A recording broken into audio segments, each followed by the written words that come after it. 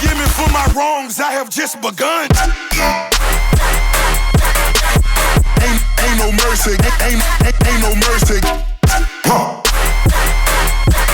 Got that purple Lamborghini lurking. Akasan's Honest Reactions. Akasan here. What do we got today? This should be pretty funny. Honest Trailers, The Killing Joke. Ha, ha, ha, ha. Not funny. Here we go.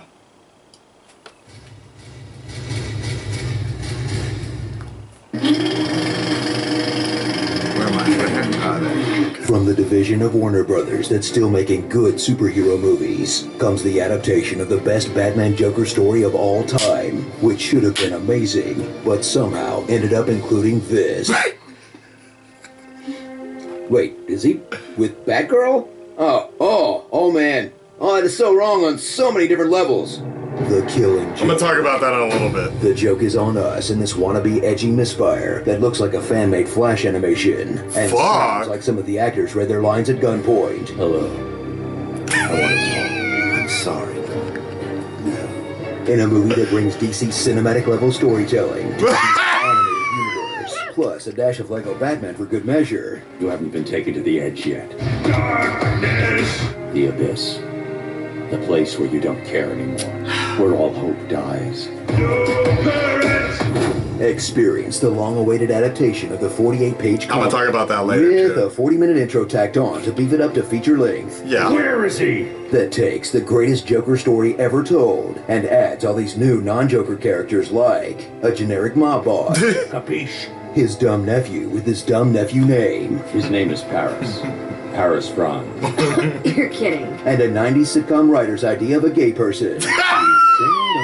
And they say the gay stuff's complicated. I thought about that shit too. In I this was like, below-average extended episode of the animated series that's trying really, really hard to justify its R rating. I don't think they could plug a computer in their ass. The bat and his bitch breathing down my neck. Can't quite make out whether it's bums or rats, but it's piss. God damn it.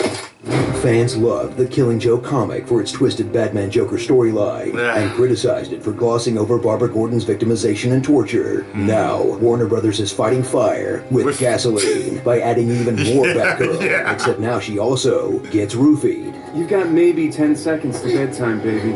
Flirts with a criminal who's giving her attention. Oh, baby, I think you've misjudged me. Has sex with her boss, complains about men. He's been avoiding me. At least I think he is. And gets talked down to by a grown man in a bat suit. He doesn't know you. He's objectified you. Holy bat-splaining, Batman. I thought we were stop! Stop it! But we're not equals. Not even close. That Causing shit this is strong loud. female character to just give up and quit, and only then get victimized in the exact same way as the original source material. So, problem solved, by creating many, many, many more problems. So if you've always wanted a version of the classic Batman cartoon where Batgirl is paralyzed and humiliated, two of your favorite characters have random gratuitous sex, and an iconic graphic novel is ruined with a boring first half that adds nothing to the story. This wasn't supposed to turn out. Then we got the direct-to-video movie for you. Also, you desperately need to see a therapist. Oh, not her. That's a whole other set of issues. Starring Batman and Cradle Robin, Bratgirl, 90s gay best friend, the Red Triangle Gang, Killgrave, and Six Flags Gotham. I like that. Sex in the Gotham City. Oh! He showed me pictures of my daughter. Have you seen her? Ooh, that's gonna be an awkward talk. Be sure to subscribe for more honest videos. Back in the 90s, I was in a very famous TV show. Alright. Beware And bang. Okay, so let me just make sure. Let me scan through, see if there's anything more for that. I was trying to push away something, but I don't know. I need to. I got a new addition to the family now, so I'm trying to rearrange. Because I realized when it's right here, I'm looking down, so it's like constantly like this half the time, and I figured it's not really good, so I put it back over here. Anyways, let's get the fuck over here. That shit is loud. Thanks, Flap It. I'll figure it out. Let me figure it out. Love. All right. So what's the first thing I'm going to talk about? Let's backtrack a little bit. I'm gonna get to the Batgirl thing for a second, the bat sex thing, but the other part, fuck, what was he talking about? I said I was gonna talk about it later.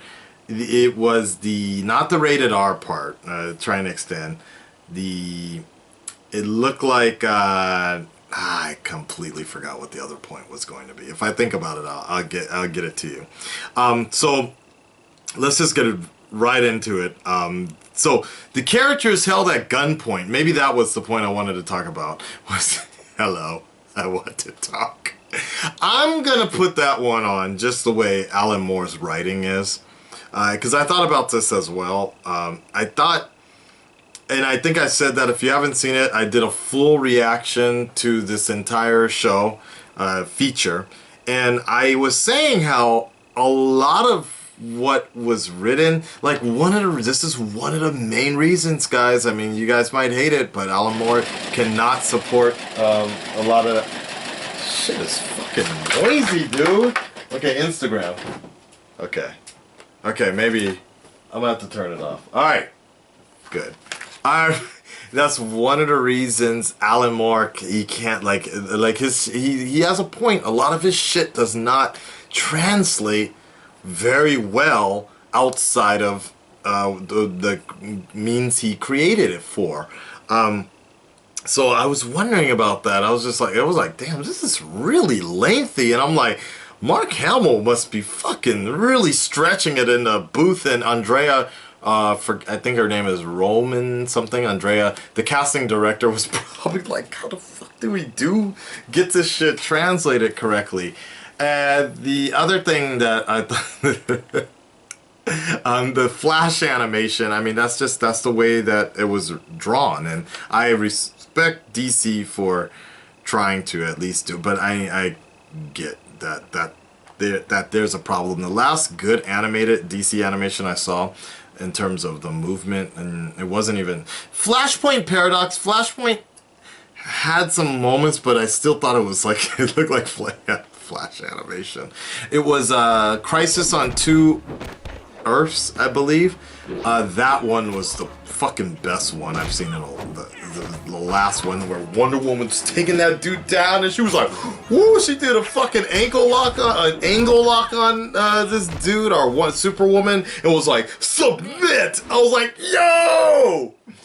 Anyways, outside of that, let's get into the big issue here with this fucking, it was... Oh, and I think the other point was the drama, how they were kind of really making Batgirl like this. I mean, they have a very good point about that, you know, the whole women in refrigerators situation.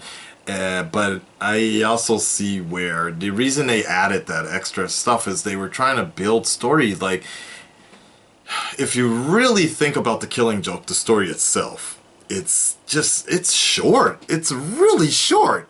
And it's only like an additive piece that kind of, it's a ripple. It's a point in time that brings out more things to happen later, especially with Batgirl, okay? Turning her into Oracle. But the actual starting point of this, it's almost like saying, like with Civil War, and how the way Civil War, this comic started, it itself was okay, but people will always remember the main thing was that Steve Rogers, Captain America, died at the end, and Spider-Man took off his mask. But if you really think about it, it was, oh my god, it looks like it's alive. It was basically, those things happen outside of the story, the main story. So, furthermore, so the last thing a lot of people had a problem with was the Batgirl and Batman having sex on the rooftop situation. As funny as that shit is, I didn't have much of a problem with it, only because, okay, sorry, I'm gonna just unplug this. 106,000 subscribers, and it's gone. So a lot of people had a problem with it, mainly because Why? Oh, because they feel like it was non-canon. Like, well, here's the thing I have to say about that one. Is the bigger issue here is the fact that there have been instances of Batman and Batgirl having a relationship, and I was waiting for something like this to come up because I wanted to talk about that. In Batman Beyond, this was brought up, actually, when Batman was going through his fat file. When Talia shows up, he's like when Bruce Wayne, older Batman, is going through, and he has pictures of Diana, he has pictures of Babs, he has pictures of Catwoman, right? And then Talia comes up and he's like, all those pictures, and I would think there would be one of me. You didn't save one for me, or something like that, right? Beloved. So there were hints there. And then there was actually another, there was a very, and I'm going to try and find it for you, but there was actually, one of the comics was where Barbara said something like,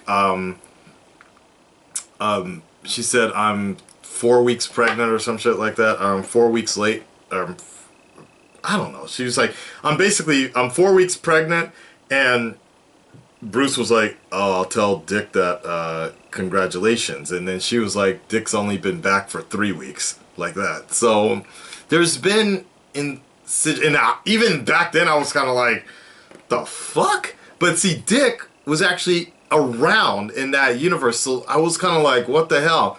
In this version, we can assume there's a Nightwing, but we don't know. In Arkham City, Arkham Knight, it was alluded to that Batgirl was with Tim Drake Robin. So there's been sort of luxuries being taken, and they've shipped Batgirl around with everybody in the Bat family, the same way where they ship Wonder Woman around with Batgirl, with Aquaman. That was a thing for a while, with Clark, of course, and then with Batman in the animated series. So it sucks. Part of that sucks, but at the same, like, I was really thinking about this. Does it matter then? Like if you just take the Killing Joke animated story by itself, I don't even remember what my girl was saying. I'll have to go back and watch the replay of that, because I asked her about this. This was her first time introduction into Batgirl. This was her introduction into, like, just this entire story. She never even knew what was about to happen. You know, if this is like your introduction of you're building a story, I kind of understand. I understand why WB needed to add an extra 30 minutes to give some significance to Batgirl, because otherwise there's no point for her getting shot, because you don't know who the fuck she is if this is your first time. You guys see what I mean? You see my point here? But we can also play devil's advocate and be like, who is buying the Killing Joke as their first Batman related story? People that watch Suicide Squad, maybe? I don't know. Red Dreaded Nation, stand up, speak up. Let me know what you guys think about this. I'm really curious about your opinion if this was a big fucking deal. I'm actually surprised Honest Trailers didn't bring up the whole deal with Batman laughing, because for some reason a lot of people have a problem with that. And I forget what my solution, how I came to peace with that situation, because I think I was just like, well, it's Alan Moore's interpretation of how it went down or something like that. But I'm surprised they didn't bring that shit up either. But overall, it was interesting. It's funny. He took the. I'm really trying to do a better job of not bringing up the DCEU, but oh, Honest Trailers, you're always watching out for me. I'm out, guys. Peace. If he wanted to steal the pearls, why'd he intentionally f*** up the necklace by pulling this gun bolt? Now he'll have to pick them out of the rich people blood. Over goddamn use of slow goddamn motion. Yes. No. Remember this, it will become inexplicably and infuriatingly important later.